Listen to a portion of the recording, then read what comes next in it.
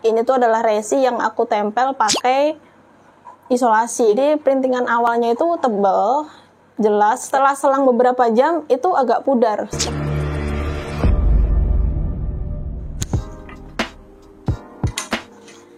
Halo guys, balik lagi sama aku. Oke, di video kali ini adalah video kelanjutan dari beberapa video yang sebelumnya udah aku buat dengan tema peripack ya. Jadi peripack itu adalah ini adalah sebuah printer thermal yang mini sekali dan didesain sangat unyu ya, lucu gitu.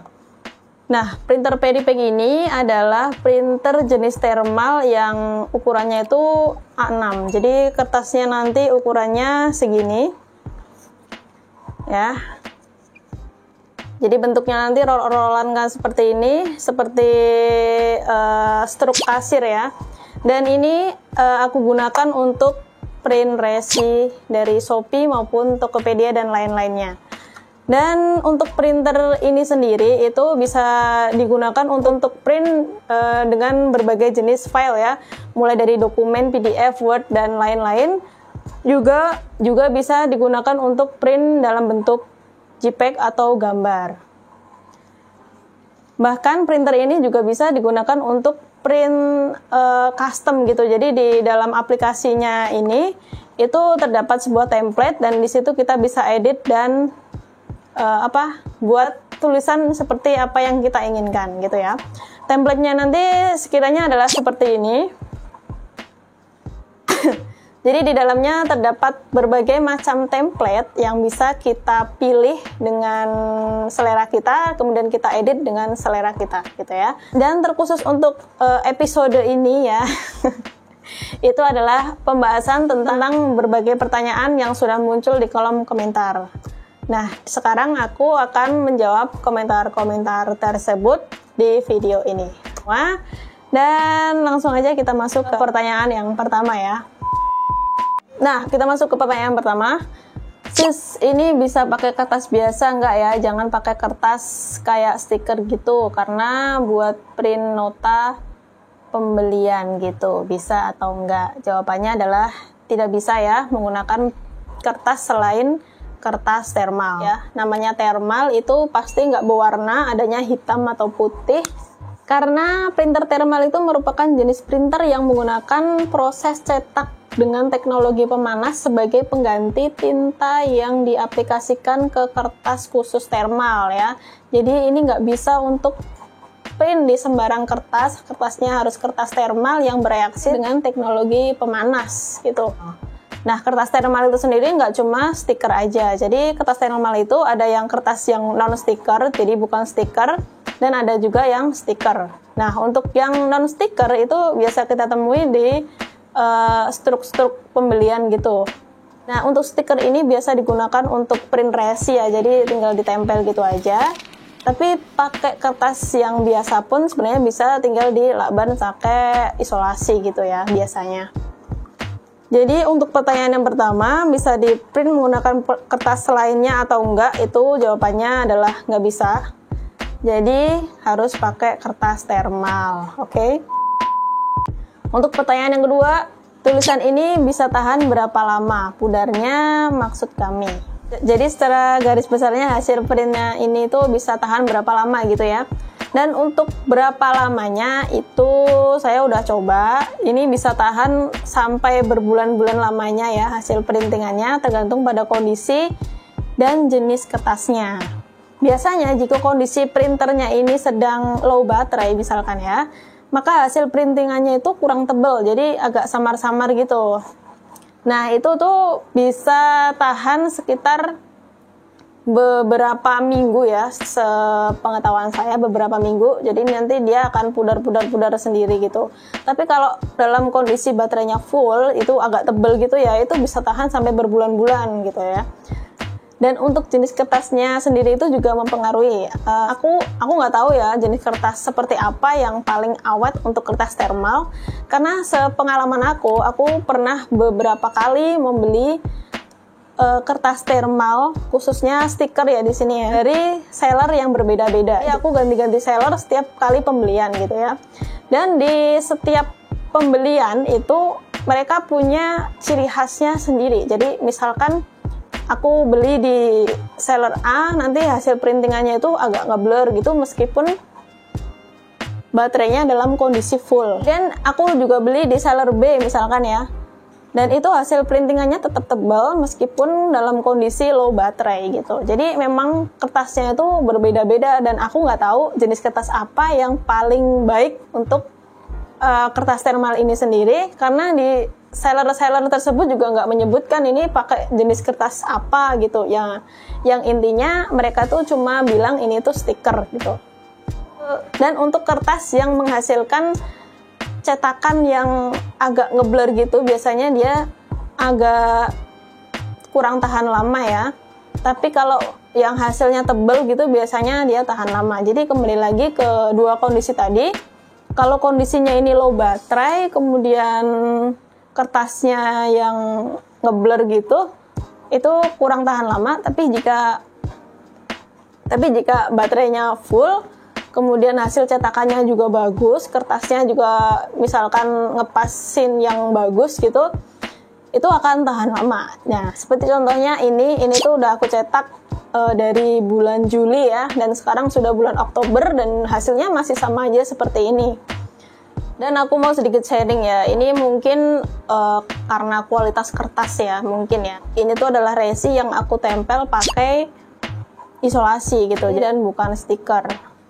Dan ini bisa kalian lihat sendiri, hasilnya itu agak samar-samar gitu. Itu bukan samar-samar karena printingan dari awal. Jadi printingan awalnya itu tebal, jelas, dan biasa aja gitu. Kemudian pas aku tempel pakai isolasi untuk merekatkannya dengan produk tersebut, setelah selang beberapa jam itu agak pudar seperti ini ya.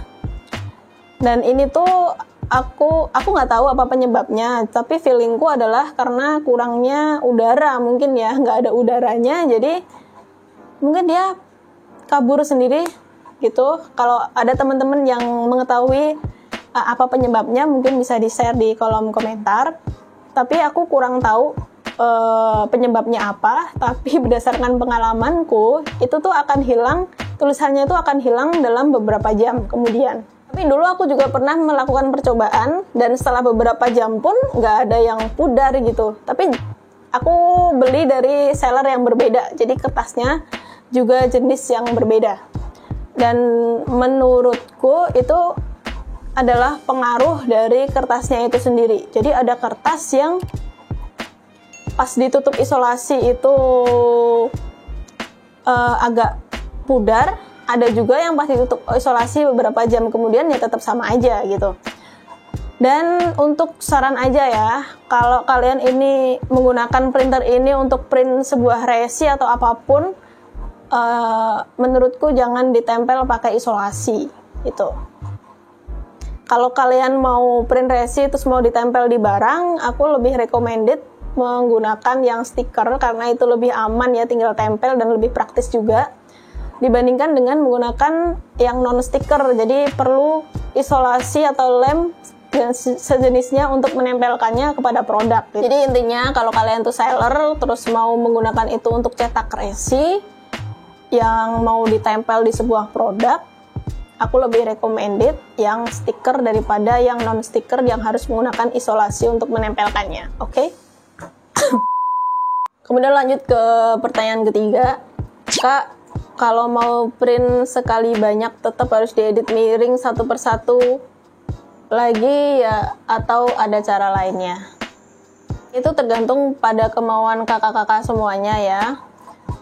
Tidak masalah jika diedit miring seperti yang saya contohkan. Itu kembali lagi ke kakak-kakak semuanya. Mau langsung di print sekali banyak juga nggak masalah, mau di print satu-satu terus diedit kayak aku juga nggak masalah. Jadi kalau kalian mau print sekali banyak, mungkin bisa pakai fiturnya print massal dari Shopee, kalau dari Shopee ya. Kalau di toko lainnya kurang tahu. Kalau dari Shopee bisa pakai berganda dan langsung di print, tapi Saya nggak recommended kalau pakai printer ini karena itu hasilnya itu kecil banget seperti yang udah saya bilang dan contohkan di video sebelumnya. Jadi kenapa saya edit menjadi miring itu supaya hasilnya tuh lebih jelas, lebih besar. Meskipun ada beberapa informasi yang harus dipotong di resi tersebut, nggak masalah sih. Yang penting informasi pokoknya itu tetap ada. Dan kenapa saya edit miring seperti itu ya tadi supaya lebih jelas, dan itu harus dilakukan satu persatu jika menggunakan printer ini kan. Ada nggak cara cepetnya? Ya itu tadi cara cepetnya, nggak ada cara lainnya kalau menurut saya ya. Kalau menurut teman-teman ada solusi lainnya silakan di share. Kalau dari saya sendiri ya caranya cuma itu, satu persatu. Lanjut ke pertanyaan berikutnya. Kak, itu pakai aplikasi apa? Aku pakai aplikasi Shopee nggak bisa gitu ya. Nah, kalau kalian pakai Print Peripack ini, itu ada aplikasinya sendiri, yaitu Peripack. Nah, ini ya, aplikasinya bisa kalian download di Play Store, dan bisa kalian install di HP kalian masing-masing. Kemudian kalau mau print, kalian harus buka aplikasinya itu sendiri, baru ngeprint lewat situ. Nggak bisa lewat aplikasi langsung dari Shopee, langsung print gitu, nggak bisa, karena ini nggak support untuk hal yang seperti itu gitu. Jadi dia kayak ada aplikasi sendiri yang nggak bisa dialihkan ke aplikasi lainnya atau disambungkan ke aplikasi lainnya. Jadi ini juga nggak bisa untuk printan kasir dan lain-lainnya, atau atau untuk print stroke yang langsung dihubungkan ke komputer atau handphone kalian tuh nggak bisa. Jadi harus pakai aplikasinya itu sendiri. Tetap bisa print dari handphone, cuma harus pakai aplikasinya ini dulu ya. Nggak bisa langsung misalkan dari aplikasi Shopee langsung ngeprint ke print ini, itu nggak bisa. Harus lewat ke aplikasi Peripack itu sendiri baru ngeprint gitu ya. Tapi tetap bisa untuk ngeprint resi dari Shopee dengan cara di-download dulu PDF-nya, kemudian masuk ke aplikasi Peripack-nya, baru dibuka PDF-nya lewat aplikasi Peripack itu, dan baru di-print deh. Itu, oke? Kemudian pertanyaan selanjutnya, kalau buat print logo stiker bisa nggak? Nah, jawabannya adalah bisa. Bisa banget.